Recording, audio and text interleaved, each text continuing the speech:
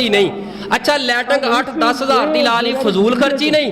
ते अगर तरीका दसन ते आए तो बाबा जानी पता की करते ने, बाबा जानी टीवी की स्क्रीन ते खलो के छुरी हथ विच खीरा हथ विच ते हुण मदनी तरीका दसदे ने कि खीरा किवें कटना है, खीरा किवें कटना है। उन्होंने खीरा पकड़िया ते खीरा फड़ के छुरी हथ विच कदी सज्जे वेंदे ने कदी खब्बे वेंदे ने। बाबा जानी वेख के कहंदे ने जेड़े लोग इहनूं छिल के इहदा छिलका बास्कट सुट दिंदे ने उन्हां च अकल कोई नहीं। सिर ते भी आंदा हरा रंग, ये भी हरा रंग, इहनूं ला के बास्कट सुची जांदे हो। नहीं, ये नजायज है, ये इसराफ है, ये फजूल खर्ची है भी खराब, तो उसको थोड़ा सा हस्बे जरूरत निकाल दी है। बाकी गोल गोल कतले बना रहे इसके, या लंबाई में इसकी फांक बना, लंबाई की फांक ज्यादा आसान होती है। तो अब ये भी फैशन है कि वो जितना बड़े से बड़ा इस तरह टेढ़ा काट के डिजाइन बनती है, वो भी जायज है। एक बात बोलता हूँ, तो जिस तरह भी आप काटे, असल में दावतों में सलाद और इस तरह की जो है ना वो एक डिजाइनिंग के साथ रखने का एक रिवाज है। तो अब उसमें अब चूंकि वो डिजाइनिंग बनानी है तो वो जिग बनाना है,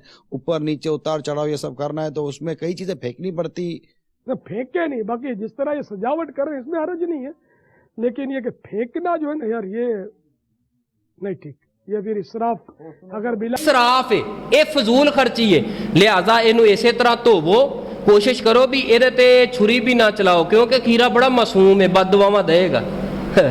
इहदे ते छुरी भी ना चलाओ। ए जिहड़ी अगे थोड़ी बहुती चीज़ हैगी ना डूंडी छुरी, ये भी ना कट्टो। अगर जरूरत पै गई है फिर बाबा जानी ने गुंजाइश कढ़ी है, कहंदे थोड़ी जी कट के छिलके समेत खाओ, छिलका उतार के सुटना इसराफ है।